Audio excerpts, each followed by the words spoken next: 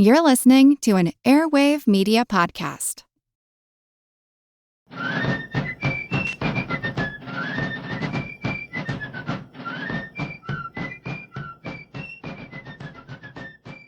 Hello, and thank you for joining The American Revolution. This week, episode 377, Washington's First Veto. The last time we covered the U.S. Army's first major military loss when the Indians in the Northwest Territory soundly defeated the Army under General Arthur Sinclair. Today we'll cover Congress's response to that loss and other legislation from 1792. The defeat reinforced President Washington's view that the nation needed a larger standing army. Many members of Congress still believed that a standing army in peacetime violated a fundamental tenet of the Revolution. A professional army that was large enough to compel the citizenry to comply, not out of voluntary acceptance, but out of fear of military reprisal, was the tyranny that they had just shedded under British rule. Washington and others calling for a larger army understood that concern, but they also recognized that there were very real military threats, both from Indian tribes and foreign nations, that required substantial numbers of professionally trained soldiers to defend the new country. The other big issue, of course, was cost. The country would be digging its way out of debt for decades because of the costs of the Continental Army during the Revolutionary War. The cost of a large peacetime army could cause that national debt to increase, not decrease. Up until the time of the Battle of the Wabash in late 1791, the U.S. Army had never exceeded 1,000 soldiers. In 1790, Congress had authorized raising a force of 1,273 officers and men, mostly to deal with the Indians in the Ohio Territory. But low pay and poor conditions had prevented reaching those enlistment goals. By the time General Sinclair went off to fight, the total number of American regulars was only about 800 officers and men. So, following the loss on the Wabash, Congress was finally willing to approve a much larger army. Fortunately, they had some of the top talent in the administration to advise them. President Washington and Secretary of War Henry Knox had both played key roles in organizing the Continental Army. Congress also sought the advice of former Inspector General Friedrich von Steuben, who was by this time living on a large estate in upstate New York that had been granted to him for his services during the war. After taking all their advice, Congress adopted a plan to create the Legion of the United States. This would total over 5,000 officers and men. The Legion would be divided into 4 independent sublegions that would normally operate independently. Each sublegion would have a troop of dragoons, a company of artillery, 2 regiments of infantry, and 1 regiment of riflemen. The total cost of maintaining this army would be about $1 million a year. President Washington also appointed a new commander of the Army, Major General Mad Anthony Wayne. He had been one of Washington's top generals during the war and was known for his tough discipline and aggressive action. Although Wayne was a Pennsylvania native, he had moved to Georgia after the war. He'd received a large land grant in appreciation for his work during the Southern Campaign. In 1791, the Georgia voters sent Wayne to Philadelphia as their representative in Congress. Washington had approached Wayne for a leadership role in the Army as early as 1789, but Wayne was not interested. However, by 1792, Wayne was struggling with his finances and was facing accusations of election fraud for his election to the House of Representatives. By this time, Wayne put all that behind him by accepting Washington's appointment as commander of the U.S. Army. Wayne, however, was in no hurry to rush into another battle. He set up a training ground on the banks of the Ohio River, just north of Pittsburgh, and he spent months training and recruiting new recruits who had enlisted for 3-year terms. Wayne did not want to go into battle until his army was ready. If the establishment of a large standing army had been controversial, Congress also tackled the even more contentious issues in the Militia Act. Congress had been debating an act to regulate state militias since Congress had first met in 1789, but the members kept tabling the matter because no one could agree on the federal government's role in state militias. State and local militias were considered the backbone of America's fighting force. Given the relatively small size of the professional army, the country needed to have a well-armed and well-trained militia to step up in times of war or national emergency. Many state officials, however, were skeptical of the idea that the federal government should control the militia. Many were still fearful that the federal government might become tyrannical and that it would be up to the state militias to challenge that tyranny. During the Constitutional Convention, the delegates had debated these issues. Foremost in their minds, however, was Shays' Rebellion in Massachusetts and the inability of both the state and Confederation Congress to control that rebellion. In response, the delegates gave Congress the authority, quote, to provide for calling forth the militia to execute the laws of the Union, suppress insurrections, and repel invasions, and to provide for organizing army and disciplining the militia, and for governing such part of them as may be employed in the service of the United States, reserving to the states respectively the appointment of the officers and the authority of training the militia according to discipline prescribed by Congress. So the new Militia Act was designed to fill in the particulars for that constitutional authorization. Congress's Militia Act, passed on May 2, 1792, explicitly gave the president the power to call out the state militia during any invasion or imminent danger of invasion by any foreign nation or Indian tribe. It also gave the president the authority to call out the militia if an insurgency grew so large that it could not be handled by regular judicial proceedings. Any militia member's refusal to follow the orders of the president could result in a court-martial and a fine of up to a year's pay. A week later, on May 8th, Congress passed a second Militia Act.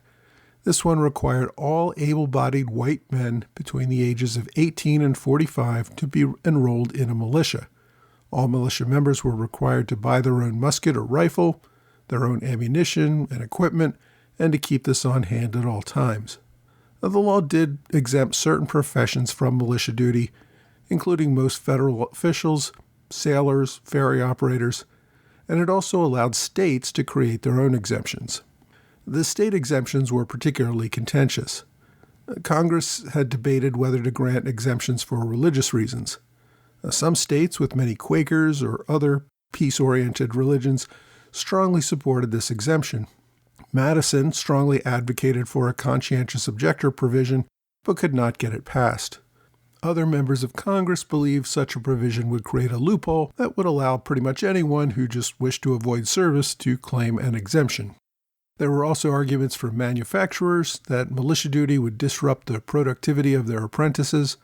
In the end, by allowing each state to adopt whatever exemptions it wanted, sidestepped these contentious arguments and left it to state leaders to resolve it on a state-by-state basis.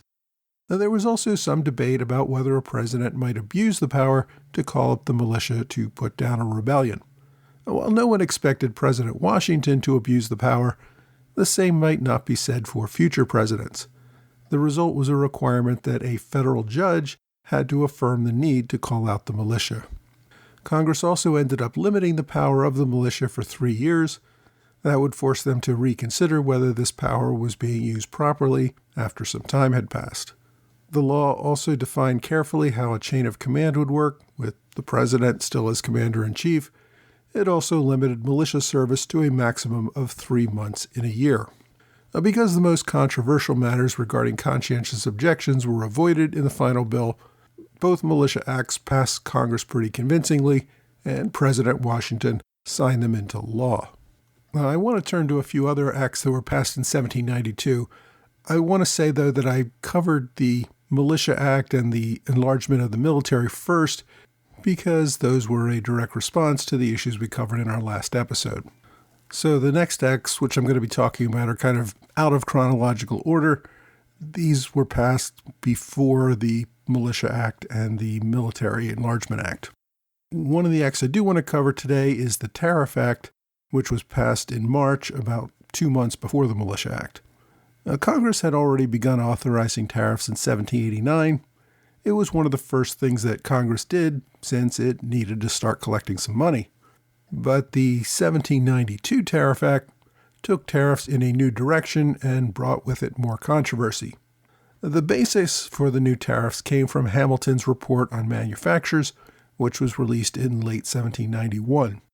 Hamilton proposed increasing tariffs for the purpose of making it more expensive for consumers to import manufactured goods from abroad. This would allow local manufacturers, primarily based in New England and the Mid-Atlantic states, to become more competitive and grow their industries. Now, back during the colonial era, colonies were not permitted to engage in manufacturing. Britain wanted the colonies to focus on producing raw materials for British manufacturers. The independent U.S. saw manufacturing grow at a phenomenal rate. Hamilton saw U.S. manufacturing as the key to making the United States into an independent world power with much less dependence on Europe. To this end, Hamilton's report recommended higher tariffs on imported goods. It also recommended reducing tariffs on certain raw materials and even subsidies for certain industries.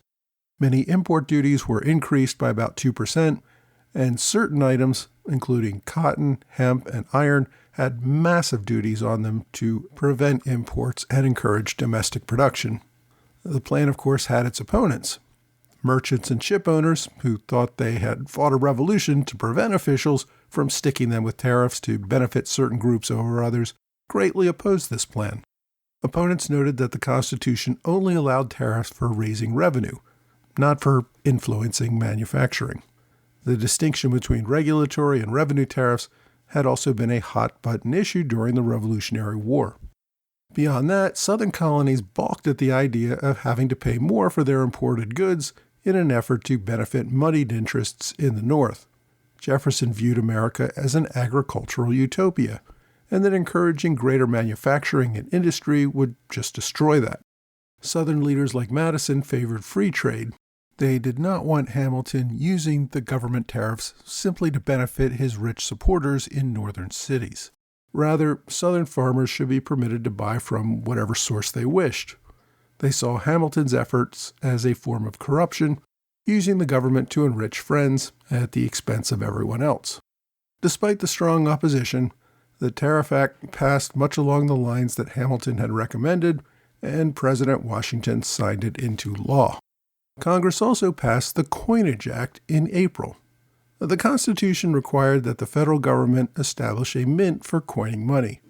Washington had badgered Congress for several years to get this done. Finally, in 1792, Congress put the authorization in place. The Coinage Act established a U.S. mint in Philadelphia. It authorized the creation of copper pennies and half pennies, also silver, half dimes, dimes, quarters, half dollars, and dollars, and gold pieces worth $2.50, $5, and $10. The law went into great detail about the design and metal quality of the coins that I'm not going to get into here.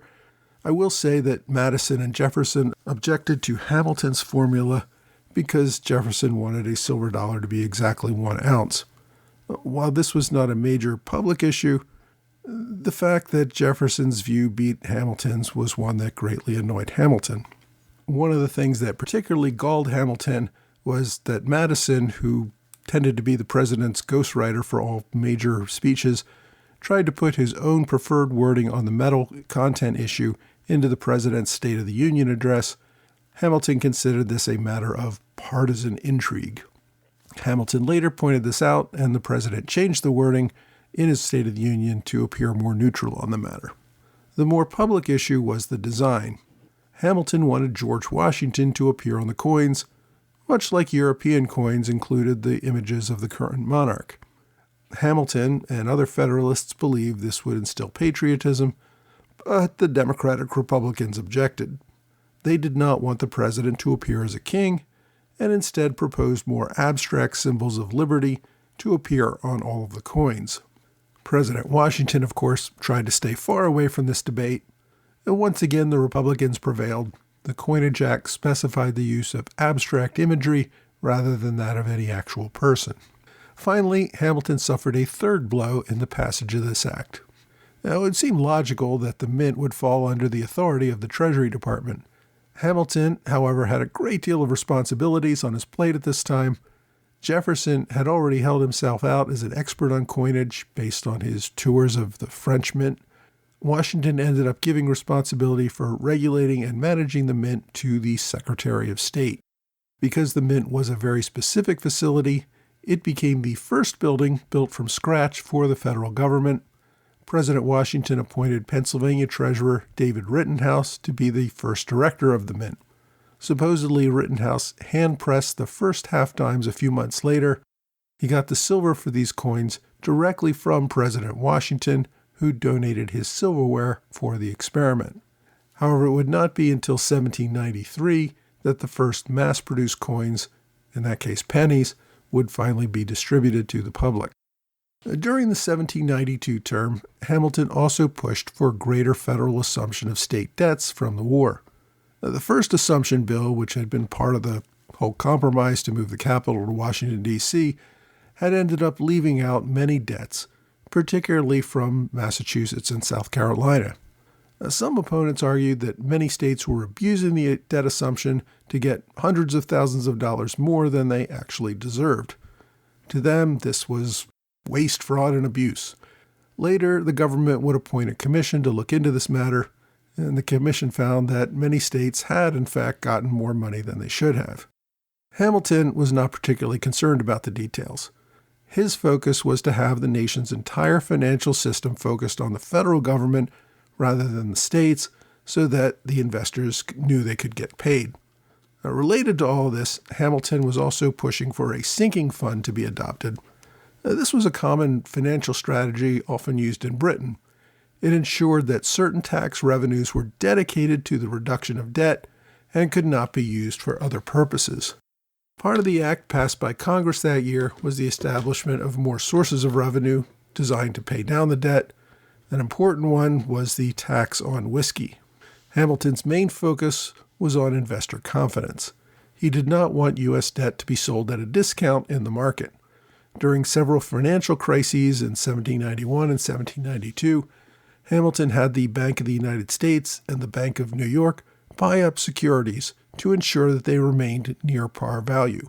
His goal was investor confidence so that foreign investors would be willing to invest in lower interest loans. Opponents, however, saw it as a strategy to enrich Hamilton's favored investor class, giving them healthy returns at no real risk. Once again, Hamilton got Congress to pass the laws, but opponents like Madison continued to grow angrier. They saw the abuse and speculation among the Eastern investors that ended up harming many working people. Now, among the many highly debated statutes that were discussed this year, there was one particular act that was near and dear to the hearts of elected officials. That was apportionment. Following the 1790 census, Congress had to reapportion seats in the House of Representatives. Members of Congress had to determine how many representatives each state would get.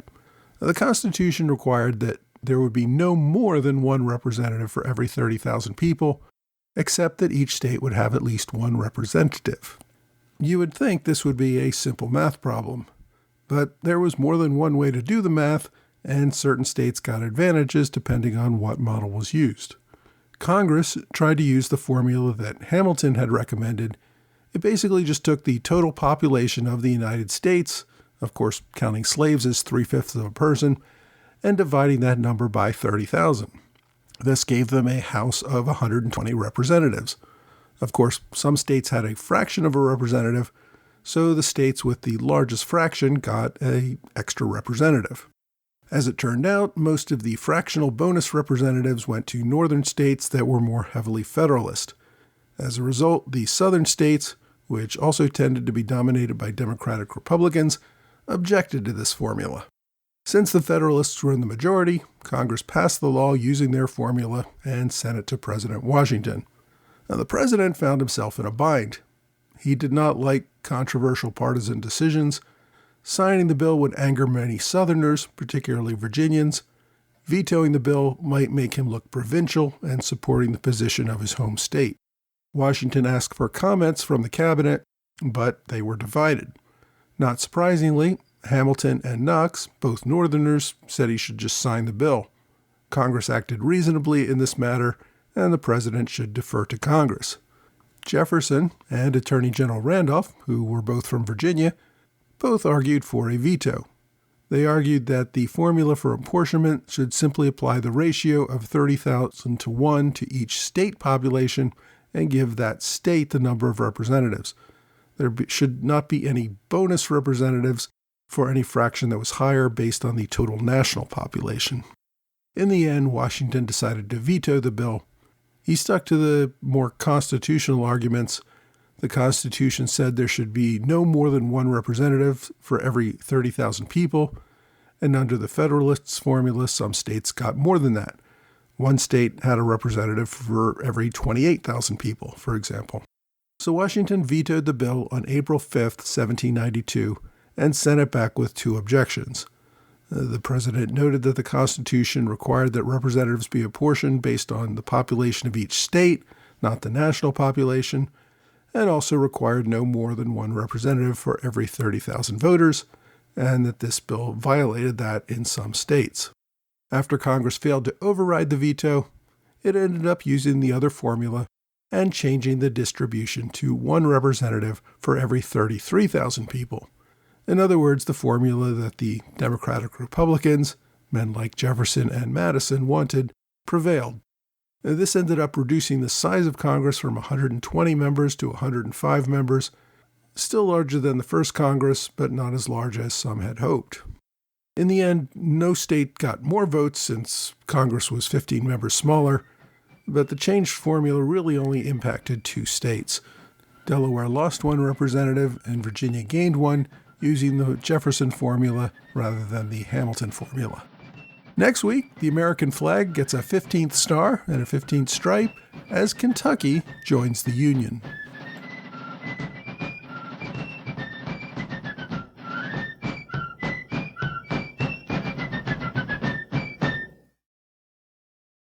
Hey, thanks for joining the American Revolution Podcast After Show, part of the Airwave Media Network.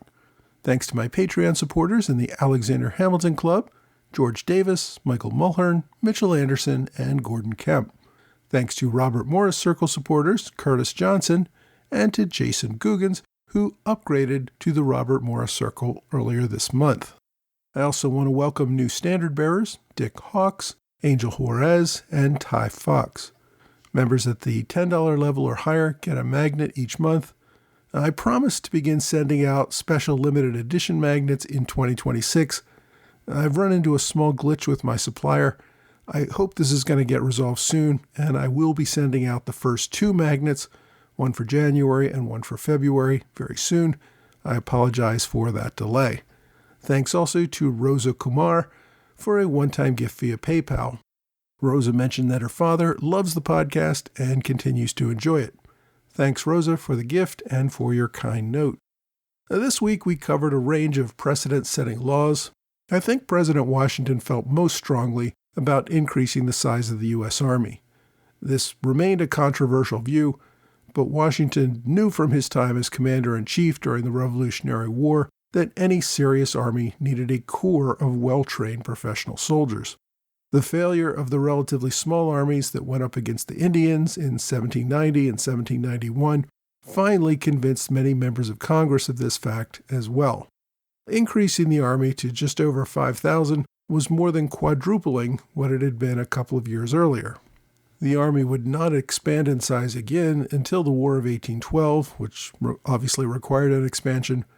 But even after that war ended, the peacetime army fell back to around 5,000 or 6,000 men during peacetime for the next few decades.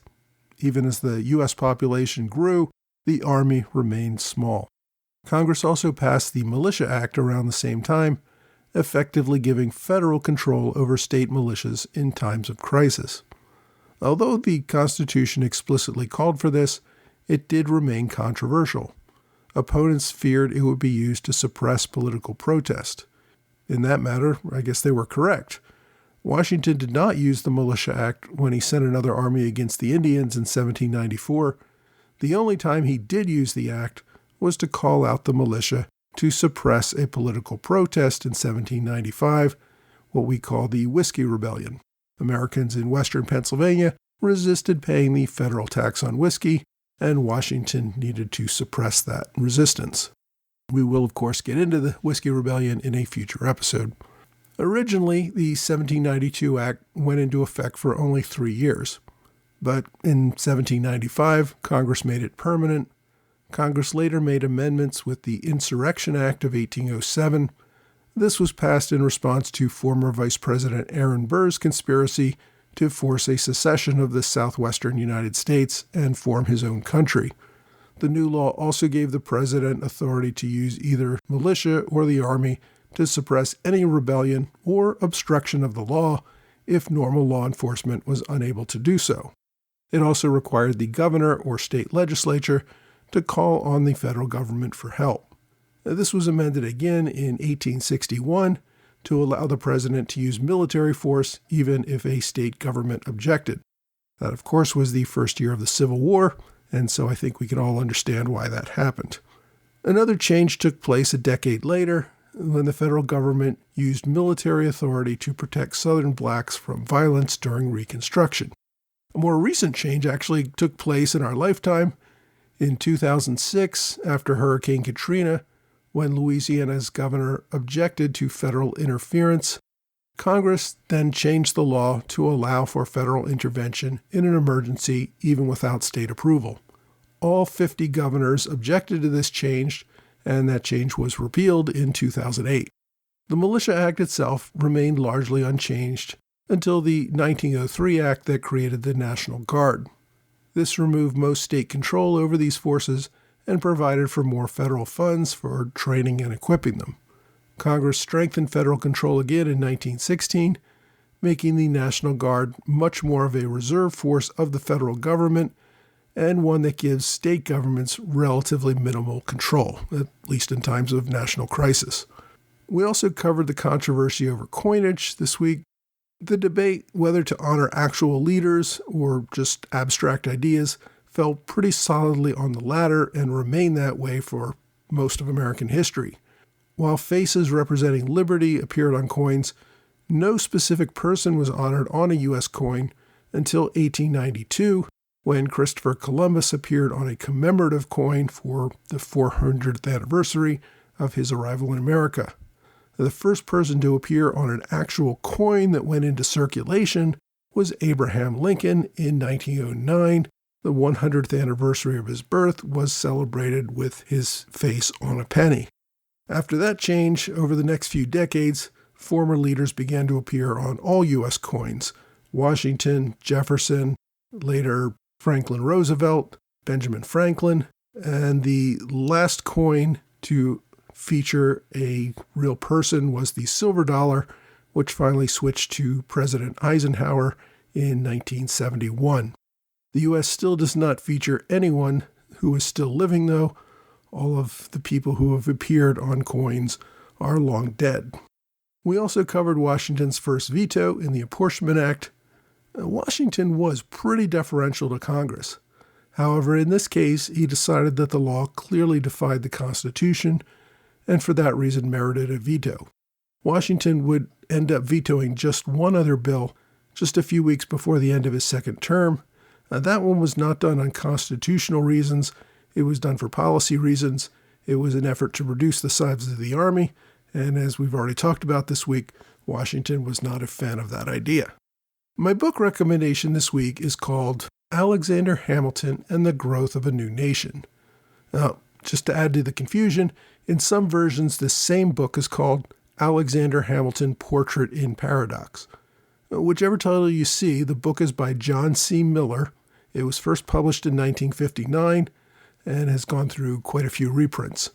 The book focuses on Alexander Hamilton, primarily in his post-war years. It shows just how instrumental Hamilton was in shaping the federal government in so many areas. The author, Miller, was a university professor who wrote most of his books in the 1950s and 1960s. I think it's a good read. New reprints of the book are pretty pricey, but you can get used copies for very little. There's also a free downloadable copy of the book on archive.org. So if you're interested, get Alexander Hamilton by John C. Miller. My online recommendation is Hamilton's 1791 Report on Manufactures. It's relatively short, but it does outline Hamilton's economic policies in detail. Its recommendations for government subsidies, regulation, protective tariffs, and other policies were highly controversial, but they did set the standard for the way the government handles many economic policies today. As always, I've included direct links to the report on my blog and in the show notes. My question this week comes from Rick Trump, who adds no relation. He asks, I was reading Joseph Ellis's book, The Cause. Ellis asserts that all British pre-war tax schemes were actually money losers, citing a Board of Trade paper, among other things. His argument is that they were all attempts simply to show the colonies who was boss. I can't recall ever hearing this argument before. Can you offer some insight? Well, Rick, I believe Ellis is accurate as far as the statement goes, but I do think that many in Britain hoped that taxes on the colonies would eventually cover the costs of maintaining the colonies. Initially, though, they were only expected to collect a small amount, and that amount would grow over time as the colonies came to accept the fact of taxation. Officials had hoped to collect enough money to just cover the costs of enforcing the tariffs in the first place, and in that effort, they failed. The effort, at least originally, was not just to show the colonies who was boss. Creating and enforcing a system of tariffs created more government jobs, which politicians could hand out as favors. So even if the tariffs only covered those salaries, politicians saw a benefit.